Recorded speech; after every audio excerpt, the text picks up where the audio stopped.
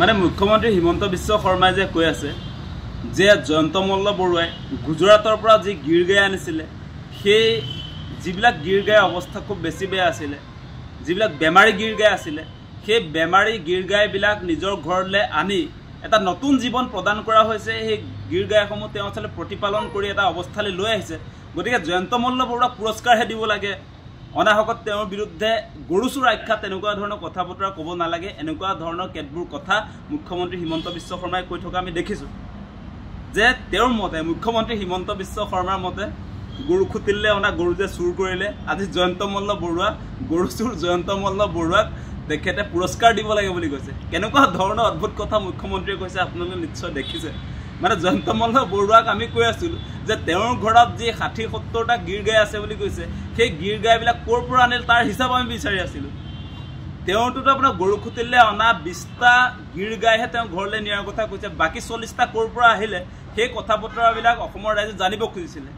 এতিয়া জয়ন্ত মল্ল বৰুৱাৰ পক্ষত অৱস্থান কৰি মুখ্যমন্ত্ৰীয়ে কৈছে যে আপোনাৰ এই জয়ন্ত মল্ল বৰুৱাই যি গীৰ গাই, বেমাৰী গীৰ গাই ঘৰত আচলতে লালন পালন কৰিছে, তেওঁক আচলতে অসমৰ মানুহে পুৰস্কাৰ দিব লাগে বুলি কৈছে। গতিকে সেই কথাটো আমি ক'ব খোজোঁ যে মুখ্যমন্ত্ৰী ডাঙৰীয়া, আজি আপোনাৰ সতীৰ্থ মন্ত্ৰী জয়ন্ত মল্ল বৰুৱাই নিজৰ পকেটৰ ধনেৰে আচলতে গীৰ গাই ক্ৰয় কৰা নাই। আজি গীৰ গাই ক্ৰয় কৰাৰ পাছত আজি গীৰ গাইৰ কাৰণে আপোনালোকে নিশ্চয় দেখা পাইছে দুগ্ধ উন্নয়ন নিগমৰ ফালৰ পৰা ৫০ লাখ টকা ৰাজসাহায্য দিয়া হৈছে। গতিকে ৰাজসাহায্য মানে হৈছে ৰাইজৰ টকা। গতিকে ৰাইজৰ টকা দি আপোনাৰ ঘৰত তেওঁ গীৰ গাই পোহাৰ নামত ৫০ লাখ টকা লৈছে, তাৰ পাছত তেওঁ পুৰস্কাৰ দিয়াৰ প্ৰশ্ন আহে নেকি? সেই কথাটো কওক আপোনালোকে। ৰাইজৰ টকা ৫০ লাখ টকা ল'ব তেওঁ গীৰ গাইৰ নামত, তাৰ পাছত এই চুৰ কৰা গীৰ গাই আপোনালোকে নিশ্চয় গম পাইছে যে ২০টাহে ক্ৰয় কৰিছে, বাকী ৪০টা ক'ৰ পৰা কি আহিছে সেই কোনো তথ্য নাই আজিৰ দিনটোলৈকে। গতিকে সেই মানুহজনক আমি পুৰস্কাৰ দিব লাগে বুলি কৈছে, সেই কথা আপোনালোকে বিশ্বাস কৰিব নেকি? বা মুখ্যমন্ত্ৰীয়ে ক'লেও আপোনালোকে চাওক যে তেওঁ বাক পটুতাৰে মুখ্যমন্ত্ৰী হিমন্ত বিশ্ব শৰ্মাৰ কথাৰ যি তেওঁ প্ৰেজেণ্টেশ্যন, ভাল ভাল কথা কৈ আপোনালোকৰ মনটোৱে তেওঁ খেলি মেলি কৰি দিব। এতিয়া চোৰ এজনক বচাবলৈ গৈ, গৰু চোৰ এজনক বচাবলৈ গৈ তেওঁ এতিয়া পুৰস্কাৰ দিব লাগে বুলি কৈছে গৰু চোৰক। এনেকুৱা ধৰণৰ কেতবোৰ কথা মুখ্যমন্ত্ৰীয়ে কৈছে, আপোনালোকে নিশ্চয় দেখা পাইছে। আৰু এটা দ্বিতীয় প্ৰসংগটো হৈছে যে তেওঁ কৈ আছে ধুবুৰীত কুৰবানীৰ সময়ত কেইবাশ আচলতে গৰুক ৰেপি ৰেপি কাটি দিয়া হৈছে বুলি কৈছে। আৰে কুৰবানীৰ সময়ত গৰু ৰেপি ৰেপি নাকাটি কি কৰিব? আজি সংখ্যালঘু মানুহবিলাকক আচলতে গৰু খাবনে, তেওঁলোকে কি খাব তেওঁলোকৰ এইটো নিজৰ অধিকাৰ আছে। আজি ভাৰতৰ সংবিধানে সংখ্যালঘু ধৰ্মীয় সংখ্যালঘুৰ লোকসকলক গৰু খাব নালাগে বুলিতো কোনোবা চেপ্টাৰটো লিখি থোৱা নাই, কোনোবা অনুচ্ছেদত আছে নেকি, কোনোবা আইনত আছে নেকি যে গৰু খাব নোৱাৰিব ধৰ্মীয় সংখ্যালঘুৰ মানুহে? কেৱল ধৰ্মীয় সংখ্যালঘু বাদে আজি ইছলাম ধৰ্ম বাদ দি আজি মেঘালয়ত দেখোন খ্ৰীষ্টান ধৰ্মৰ মানুহবিলাকে গৰু খায়। আজি আমাৰ অসমৰ একেবাৰে সীমাত থকা গুৱাহাটী একেবাৰে গাতে লাগি আছে মেঘালয়, গতিকে মেঘালয়ৰ মানুহে গৰু খায়। আজি গাৰো খাচীয়া মানুহবিলাকে গৰু খায়, আপুনি মেঘালয়ত গৈ গৰু খাব নোৱাৰিব বুলি ক'ব পাৰিব নেকি? আৰু অসমৰ ক্ষেত্ৰতো যিবিলাক ধৰ্মীয় সংখ্যালঘুৰ মানুহ, তেওঁলোকৰ কোনো আপোনাৰ গৰু খোৱাৰ ক্ষেত্ৰত তেওঁলোকে গো মাংস খাবনে কি মাংস খাব সেই ক্ষেত্ৰত কোনো ধৰণৰ নিষেধাজ্ঞা নাই। ৰাজহুৱা স্থানত নাখাব পাৰে, কিন্তু তেওঁলোকৰ কুৰবানীৰ সময়ত বা ঈদৰ সময়ত এইটো গৰু চলিবই। কোনে কি খাই খাই থাকক, তাত কিন্তু মুখ্যমন্ত্ৰী এজনে সোমাব নালাগে। আজি হিমন্ত বিশ্ব শৰ্মাক দেখিছোঁ, তেওঁ এতিয়া আপোনাৰ হিন্দু ধৰ্মৰ কিবা প্ৰবক্তাৰ নিচিনাকৈ, ধৰ্মীয় গুৰুৰ নিচিনাকৈ আজি হিন্দু ধৰ্মৰ যেনেকৈ আপোনাৰ গো মাতা বুলি কোৱা হৈছে, সেই গো মাতাটো আপোনাৰ আজি খ্ৰীষ্টান ধৰ্মত গো মাতা বুলি কয় নেকি? আজি আমি গো মাতা বুলি নকওঁ, আমি হিন্দু ধৰ্ম যদিও আমি গো মাতা বুলি নকওঁ। আজি আপোনাৰ এই ইছলাম ধৰ্মৰ মানুহবিলাকে গো মাতা বুলি নকয়। গতিকে তেওঁলোকে গৰুৰ মাংস খাব পাৰে, সেইকাৰণে তেওঁলোকে খাইছে।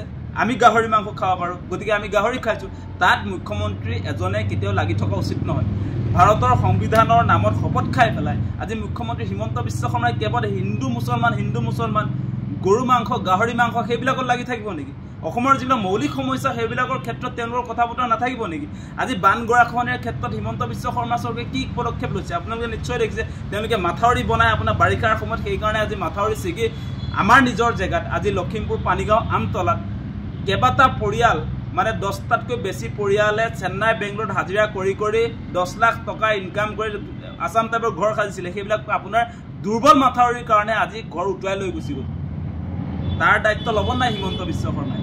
গৰু গাহৰিত যে লাগি আছে, আজি আপোনালোকে নিশ্চয় দেখিছে কেনেকুৱা ধৰণে আচলতে মূল্যবৃদ্ধিয়ে সাধাৰণ মানুহক জ্বলা কলা খুৱাইছে। আজি পেট্ৰল ডিজেলৰ মূল্য বৃদ্ধিটো যি বাঢ়ি গ'লে সেইবিলাক কমাৰ নাম নলয় কেতিয়াও।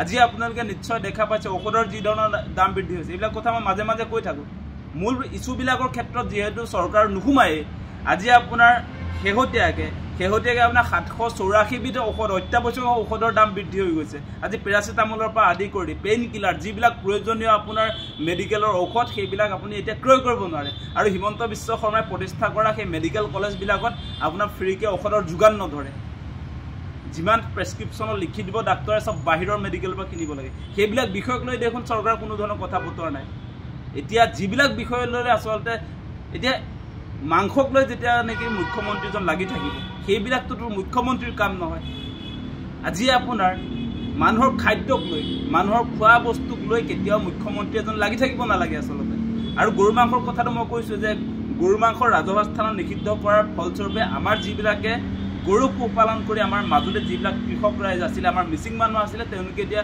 দামত গৰু বিক্ৰী কৰিব নোৱাৰে এতিয়া আগতে যিবিলাক গৰু আপোনাৰ দাম 50-60 হাজাৰ আছিলে সেইবিলাকৰ দাম এতিয়া 20,000 টকা হয় গতিকে লোকচান কাৰ হৈছে এতিয়া গৰু খোৱা মানুহবিলাকে 20,000 টকাত আপোনাৰ গৰু পাইছে আজি আমাৰ যিবিলাক খেতিয়ক ৰাইজ যিবিলাকে আচলতে গৰু পোহপালন কৰি নিজৰ ল'ৰা ছোৱালীক এডমিশ্যন দিয়ে স্কুলত যিবিলাকে আপোনাৰ নিজৰ ঘৰত কাৰোবাৰ যদি বেমাৰ হয় গুৰুতৰ বেমাৰৰ সময়ত সেই ল'ৰা ছোৱালী ট্ৰিটমেণ্ট কৰিবৰ কাৰণে আপোনাৰ গৰু বিক্ৰী কৰিবলগীয়া হয় ছেভিং একাউণ্টৰ নিচিনা গৰু গতিকে এইবিলাক আপোনাৰ আমাৰ যিবিলাক কৃষক ৰাইজৰ বজাৰ আছিলে গৰুৰ সেই বজাৰটোতো হিমন্ত বিশ্ব শৰ্মাই নাইকিয়া কৰিলে আজি আমাৰ মানুহে ভুগি আছে আপোনালোকে সেই কথাবিলাক বিবেচনা কৰক প্ৰতিবাদো হৈছে আজি জোনাই চিলাপথাৰ বা মাজুলীৰ কৃষকে প্ৰতিবাদ কৰিছে গতিকে এনেকৈ কোনো কাৰণতে সাম্প্ৰদায়িক ৰাজনীতি ৰাজ্যৰ মুখ্যমন্ত্ৰী এজনে কৰি থকা উচিত নহয় বহুত সমস্যা আছে আজি ৰান্ধনীবিলাকে খানা পাৰ সিদিনা প্ৰতিবাদ কৰা আপোনালোকে দেখিছে তেওঁলোকক 2,000 টকাত গোটেই দিনটো কাম কৰিব লগায় যিটো সময়ত আপোনাৰ জয়ন্ত মল্ল বৰুৱা কেবিনেট মন্ত্ৰীৰ 3 লাখ